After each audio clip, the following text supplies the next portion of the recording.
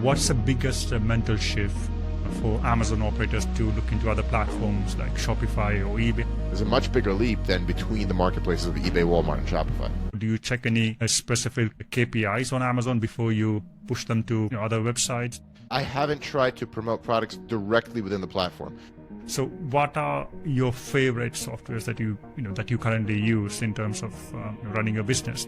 I found that Outrank was the best return on investment. Is there any AI automation that you do for generic workflow or repeated workflow within your business? eCommerce Squeezed podcast. Welcome back to eCommerce Squeezed. I am your host, Sebastian, founder of Retail-Outsource. And today we have a great guest who we're going to discuss about D2C for Amazon sellers. His name is Charles Chakkalo. He is an experienced 8-figure seller. I think he touched eight-figure by already because I saw some of the videos and he was kind of on the edge. So that's something we're going to discuss today. And welcome to the show, Charles. Thank you. And I'm looking at it like it's the mountain peak. I had it as such a goal for years, and we're chugging, and we're almost there. Great. That's a good milestone to achieve, right?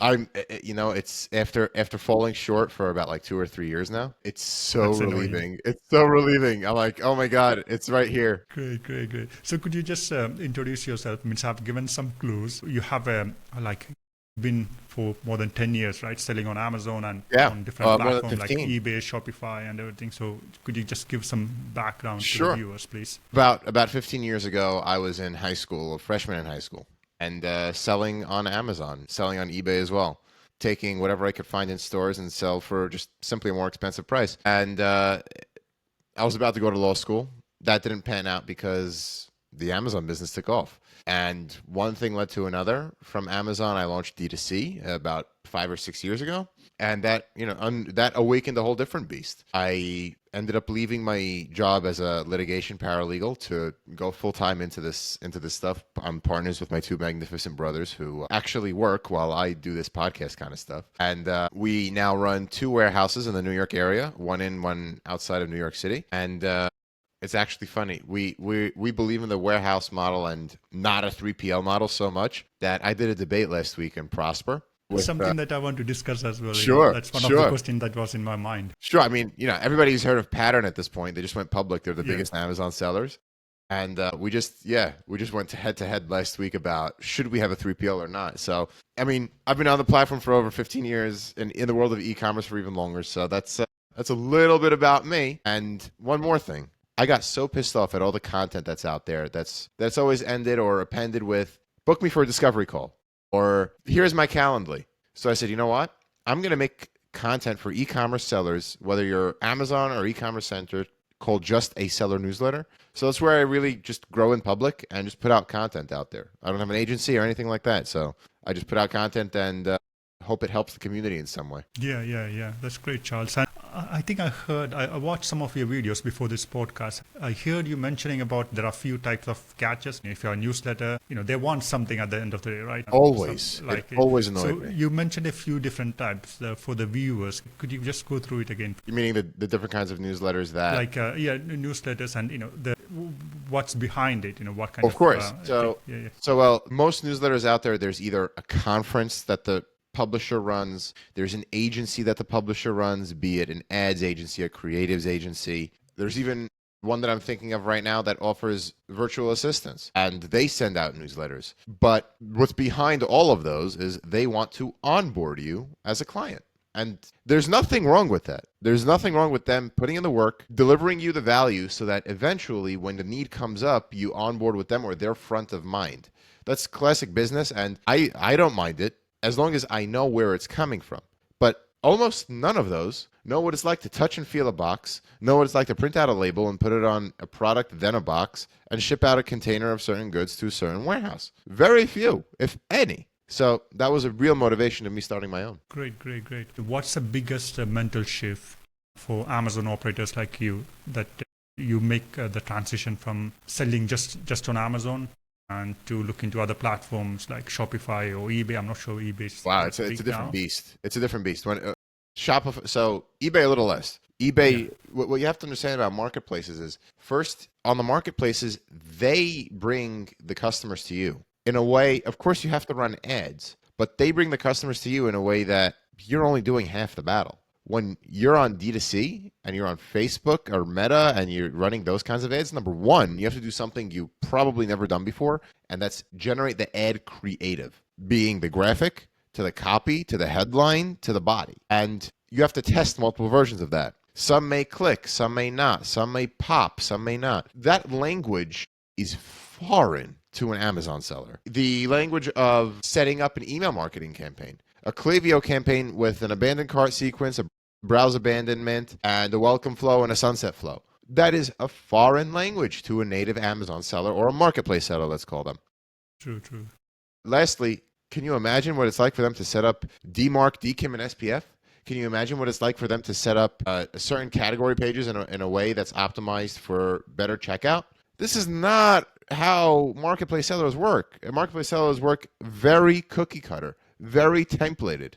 So to go from, let's say, the eBay, Walmart, Amazon world to the Shopify world is a much bigger leap than between the marketplaces of eBay, Walmart, and Shopify. Great, great, great. And you mentioned about Amazon have built-in demand, right? You don't have to focus that much on the advertising side. That's something that you just mentioned. So what's the best way to engineer to create your demand? Like, is that building a community, or is that other ways to build that demand?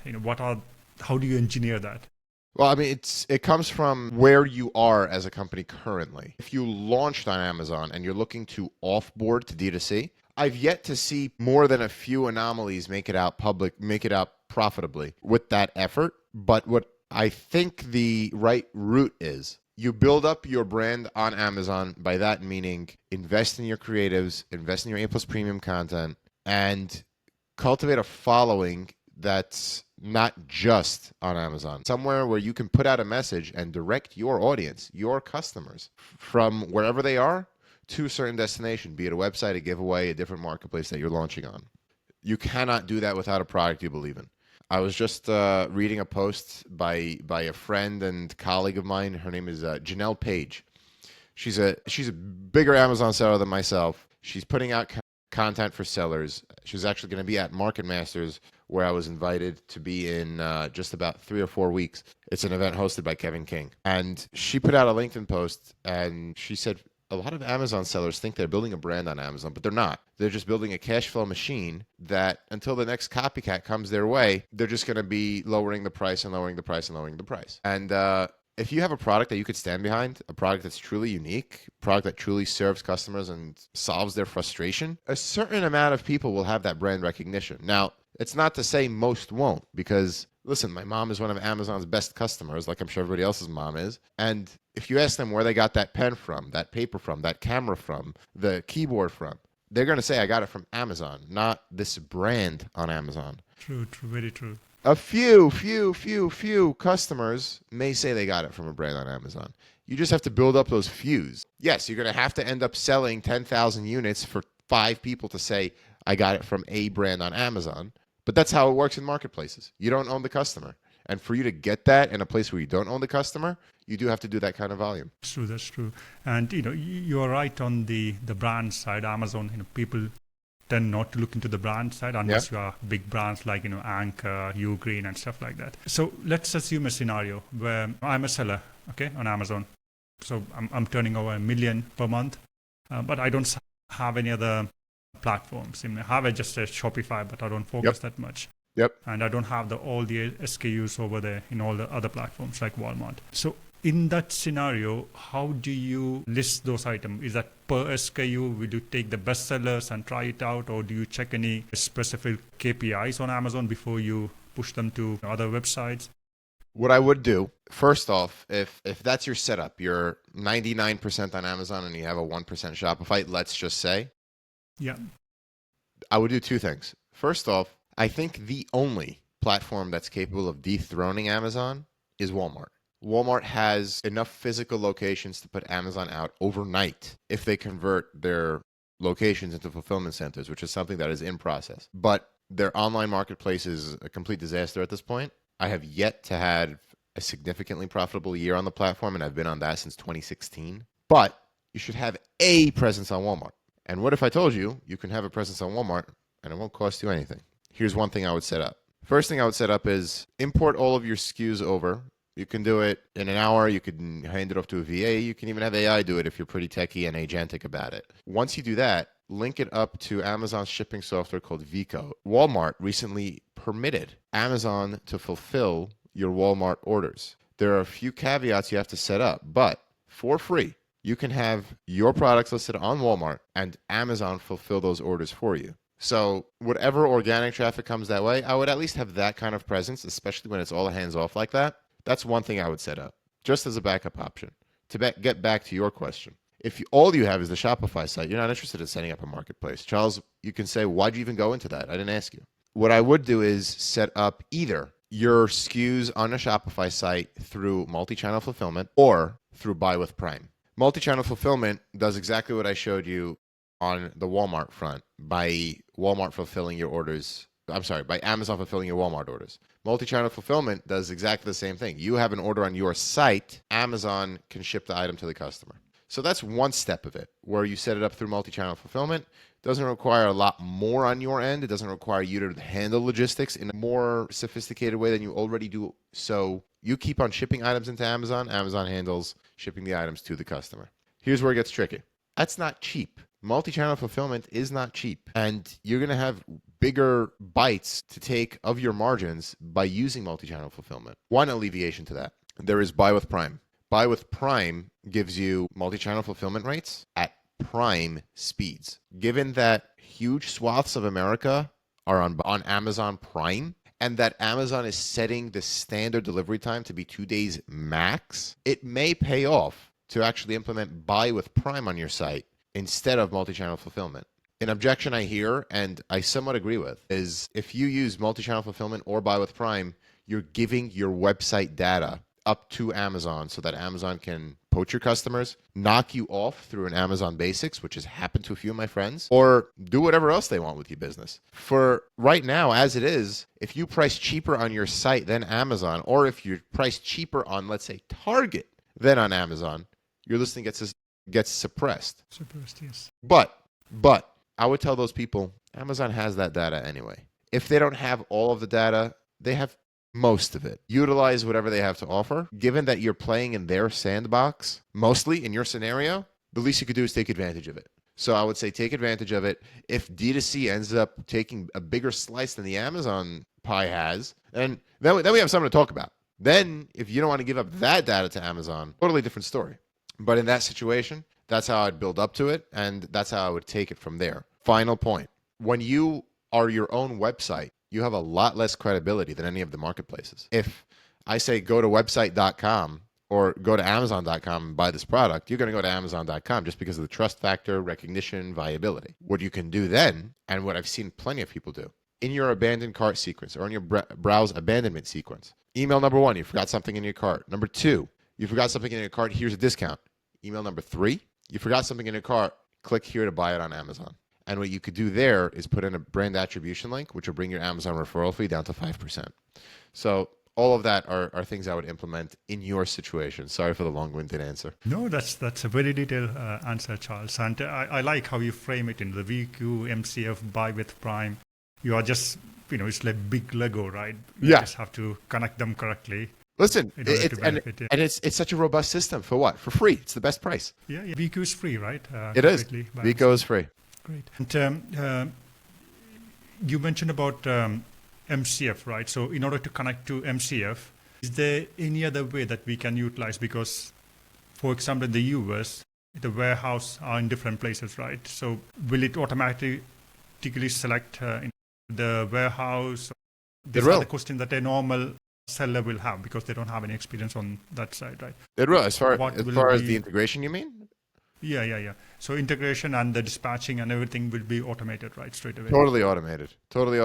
Tracking immediately updated to the platform, and the platform will notify the customer. And I want to pick your brain on the landing pages. Yeah. For Shopify sites. Okay. So what are the hooks or any other things that you can include on the landing page to build credibility, for example? And that's one of the points you just mentioned. Amazon have more credible, but your website might not have, right? Of course. So so when you're running ads to landing pages, there are really two ways to go about it. If you want to just go ahead and build credibility, what works or what's working great for me now are the as seen on or as mentioned in, and you could have two pathways. So say you're launching a new product. If it's brand new to the market, you could have a landing page say buy on site 10% off or buy on Amazon here. Yeah. Most people on the split tests, even if you include that 10% off, will opt for the Amazon side. Either way, you're going to have a successful launch. But that's how I've been seeing landing pages convert in my experience. If you just run the landing page to your site, what I would do is I would actually run the ads to an advertorial kind of site, include the as seen in, and then route customers off site. Of course, graphic imagery has to be number one.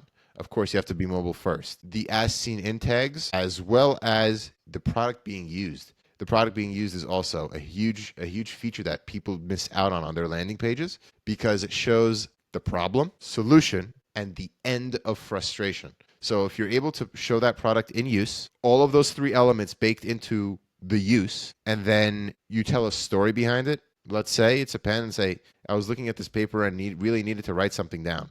All of a sudden, I came across this thing called a pen. The pen, and it shows me writing, is allowing me to write down all of my thoughts. Then there's a paper filled with letters and a whole slew of ideas saying, wow, I was really annoyed before that I couldn't write down all of my ideas and save them for a later date. But here, look at my paper with all my writings on them.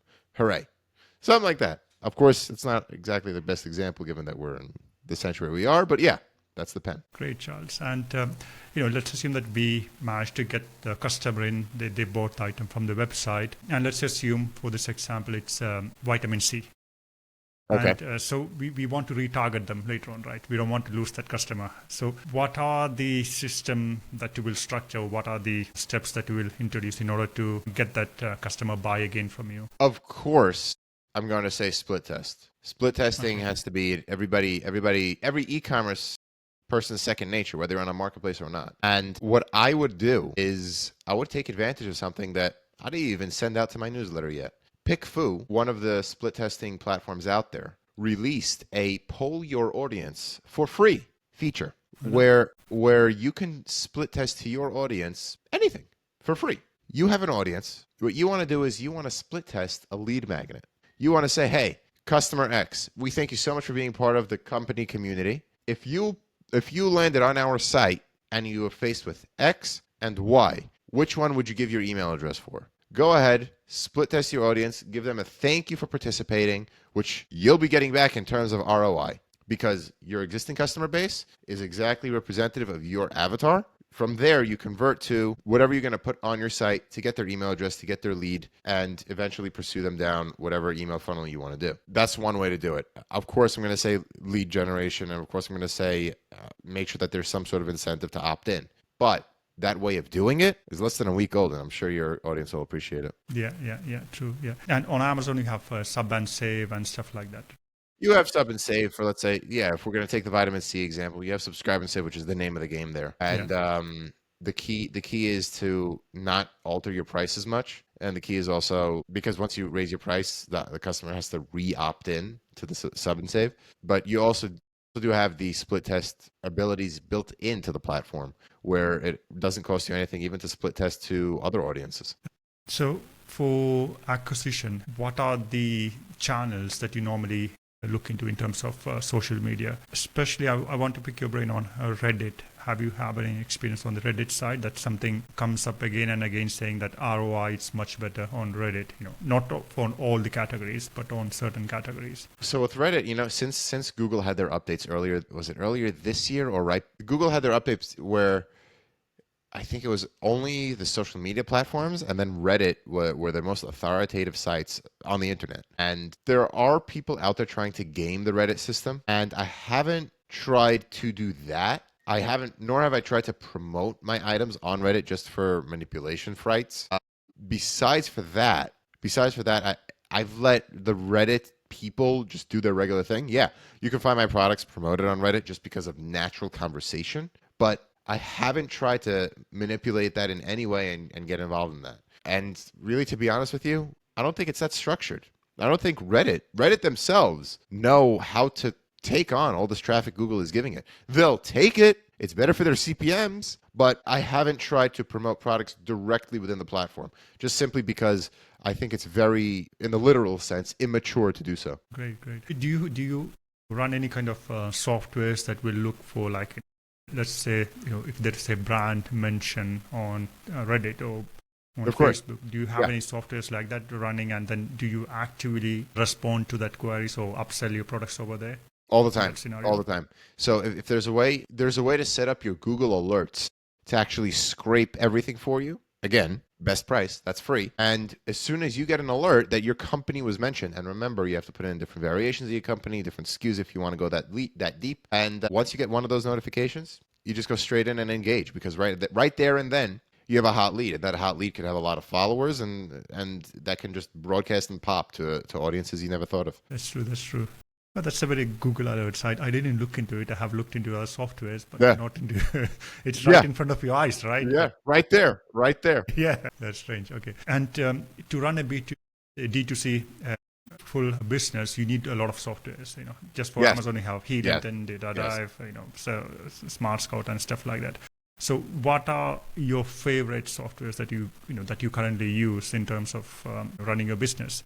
So in terms of the D2C side of things, within Shopify, what I've discovered was every app on the App Store, thankfully somebody made it. Somebody thought of it, somebody made it. Now somebody wants to try to sell it to you. But every app can be made on your own. And the best feature the best features on my site, I was paying ungodly amounts of money to implement. And one day earlier this year, I think it was back in January, I said, I'm not going to pay that this year. I went into chat and I coded up. I spent a long time, but I coded up these apps on my own, sideloaded into my site, and I've not been paying that monthly fee since. So it's a weird answer, but the best apps or app suites I have are the ones you did yourself. I did it myself. For example, I have a customer service webpage where people have to come in, and on my Contact Us page, people would submit a report ticket of missing package, missing component, or stopped working, or something like that. What I did, I was shocked that I couldn't do it in such a simpler way. I added a text box of, you have to submit your order ID, and it's a mandatory field, or else you cannot submit a ticket. Oh my God, if I told you the amount of labor, email responses, and everything that it saved me. I mean, and that took a while to code into my site, just given the other themes that are going on. So do not overlook. All you need to do is talk English. You don't need to talk Liquid. You don't need to talk HTML. You don't need to talk Java. But the ones that you code yourself. And that includes apps such as making sure your out-of-stock items show up last in the theme. So if I'm searching for, let's say, red curtains, the red curtains that are out of stock would show up last on the page and not take up all that valuable real estate that a potential customer is looking at when they type in red curtains. Any app that you can think of, you can put in there. So I'm not going to promote any active apps. All I'm going to say is you can do it yourself. If you need a certain app, I still use apps, but if you need a certain app, I'm sure you'll find it or it'll find you. That's their job. But do not overlook that you can save a handful of cash trying to do it yourself. That's a very good answer, Charles. A lot of business spend a lot of money on the software. For any aspect of the business, there is a software. Yeah. And just if you think of it from a technical point of view, it's just somebody writing a script and selling you that script to run. It's somebody licensing that script to you. That's all it is. Yeah, that's very true. That's very true. On that follow-up question, AI is quite, it's everywhere now at the moment, right? You mentioned about HTML codes and stuff like that. So what's your best workflow that made you happy recently, that you generated something with AI, or any part of the workflow that you automated with AI? Oh, the best thing is my SEO game has completely changed. Is that Facebook, or is that any specific platform? No, so here's an app for you. Okay. It's called Outrank.so. A fantastic AI writer. The blog posts are high quality stuff, and my general impressions have been up over 1,000% since I started using it. I just checked the analytics yesterday, and I loved the quality. My SEO is obviously the hardest and longest runway to crack. There's little there's little going for it right now, given where Google's traffic is going as opposed to AI search. But in terms of ranking for AI search, I also think that'll be a huge component of it. What it does is it uses AI, scrapes your site, see what topics are relevant, publishes those blog posts. Once the AI bots figure out that you are an authority in a certain niche, they'll start indexing you and driving traffic your way, as has been happening on the site, just like I told you. So the best unlock was actually Outrank. There are others that do it. There's Telly.ai, but I found that Outrank was the best return on investment. I'm surprisingly been seeing conversions, and I'm pleasantly surprised with that organic kind of lift. That's great to know. And is there any AI automation that you do like for generic workflow or repeated workflow within your business? Yeah. I mean, on the e-commerce side, the best workflow I have is, let's say, that support ticket, the support ticket site. If I'm getting a certain amount of, so like I said, now that the now that the order ID field is mandatory, the items are then immediately queried. So if somebody's reporting a certain problem with a certain item and it's recurring and it gets above a threshold of, I think I set it at 3%, I get an alert. I get an alert that, hey, SKU 123 is above 3%, item arriving defective, or item arriving damaged, or item stopped working after X amount of time. So then I could give it a further analysis, but not necessarily I'll take action on it. I will look into it and say, oh, this product, yeah, I just put in more package padding on this new container that's about to land, so I'm just going to ignore it and just sell out through whatever I have. But the analysis is so easy, especially when you have a drop-down menu and you also have such identifying data like an order ID and then eventually a SKU that's affiliated with it. You can set that notification up seamlessly, and it's so low effort at this point. Yeah, I think this is something similar on Amazon. We have voice of the customer, right? Yes, so it will trigger certain patterns, and in that case, it will suppress you, right? Yeah, but you have to be, but you see on the voice of the customer page, the Amazon customer is trained and incentivized to lie in their best interest to not pay for return shipping. So you cannot trust that data full-throatedly.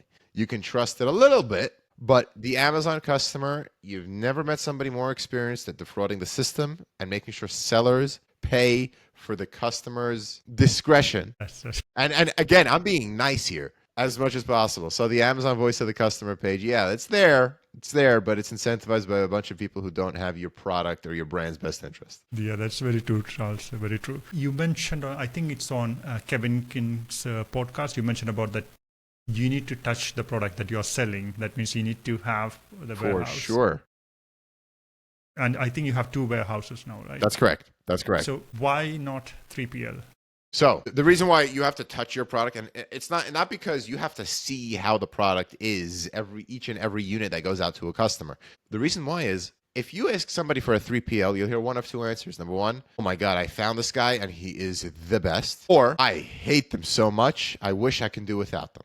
Chances are the first guy will end up like the second guy at some point. And for us, not doing 3PLs, not believing in 3PLs, not operating out of 3PLs, all I have to do is go downstairs. To my right is a window where I can see my merchandise and see my product processing and see my product prep. And then I can alter the system. If Amazon releases an update and gives you 30 days notice that certain items have to be packed in a certain way, in a certain polybag, in a certain item label, and so on and so on and so on, you're hoping the 3PL is on top of their game. I can go ahead and instruct my employees to do things differently. If Amazon suppresses your page and you have a pallet of goods going out, you have to email the 3PL at whatever hour Amazon decides to tell you that they suppressed your page, if they told you they suppressed your page, and then hope an extra pallet truckload container merchandise doesn't hit Amazon warehouses so that you're paying storage fees on a suppressed ASIN. What we do is we just don't ship it out.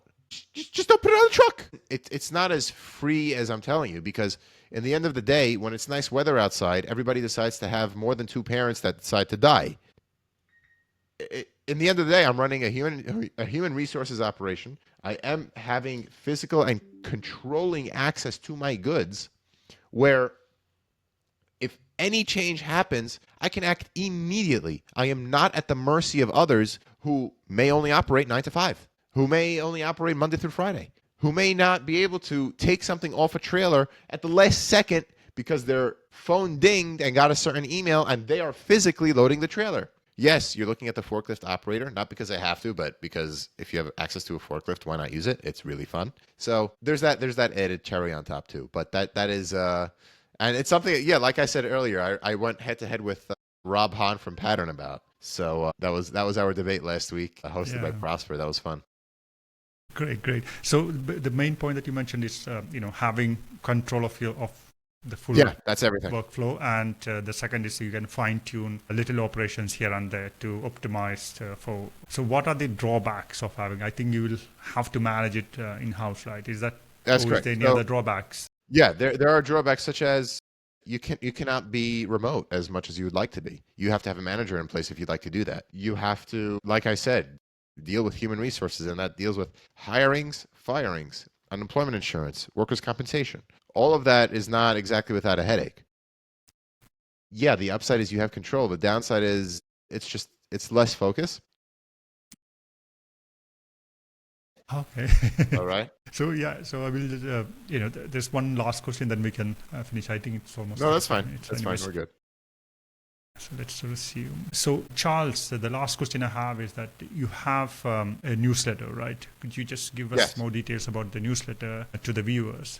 Yeah. So, I began with the point of I got really frustrated with everybody in the field trying to put out valuable content in exchange for having you as a lead. I don't want to have you as a lead to a certain end. All I want to do is show you different things that are happening from somebody who still touches boxes and labels, from somebody who still has exposure to their products. And for those watching me on video, I keep on looking to my right because that's where my merchandise is. And when I look down and I look at it, I go, this is my product. This is my work. This is my effort and energy. Now, this energy that I hope is coming through in this podcast is something that I hope people can feel, people can see. Everybody has their own brand that's listening to this, or will have their own brand that they get excited about.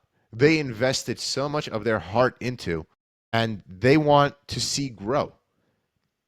Where is that camaraderie when it comes to a newsletter that only treats you as a lead? The camaraderie comes in when another seller, and only another seller, wants to share that with you.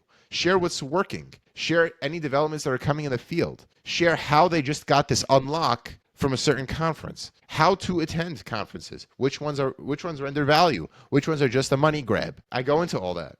And that's not to say, I make affiliate commissions on certain things I recommend, but I would only recommend things that help sellers, things that I've tried, things that I stand by. That's without negotiation. So that's where I'm coming from. So all those software that you recommend is based on what we have used or absolutely what we have experienced. Whatever I used, this is from seller to seller, right? From seller to seller, and I'll make an affiliate commission. I make speaking gigs, but only to help sellers, nothing for myself. Great. And for the viewers, where can they find you, Charles?